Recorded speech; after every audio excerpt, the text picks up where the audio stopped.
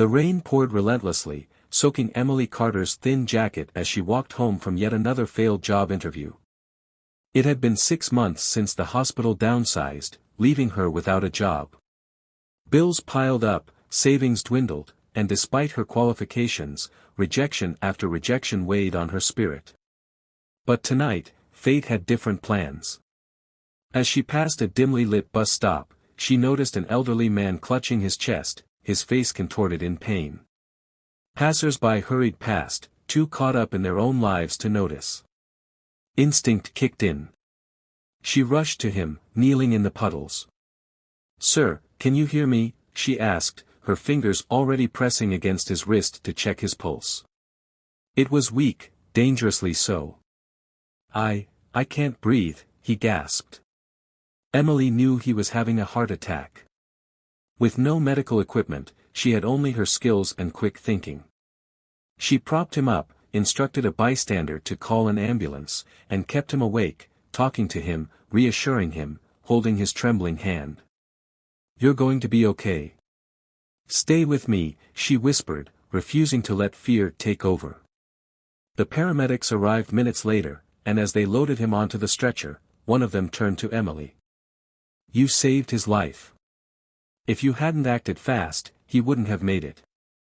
She nodded, relief flooding her, but as the ambulance sped away, she sighed. Another night, another rejection, and still, no job. The morning that changed everything. The next morning, Emily was jolted awake by the sound of a car engine, a deep, luxurious hum. Then another. And another. She rushed to her window and gasped. Parked outside her small apartment were 4 gleaming luxury cars, each one shinier than the last. Her phone buzzed. A message from an unknown number. "Come outside." Heart pounding, she stepped out to see a well-dressed man in his 60s stepping out of the sleekest car. She recognized him instantly, it was the man from last night. Only now, he looked strong, healthy, alive. "I had to find you," he said, his voice thick with emotion. "You didn't just save my life, you gave me a second chance. And I never forget kindness." Tears welled in her eyes as he handed her an envelope. Inside was a job offer at his private hospital, with a salary beyond anything she had imagined. "And these?" she gestured at the cars, still stunned. "A small token of gratitude," he chuckled. "Choose one. Or all."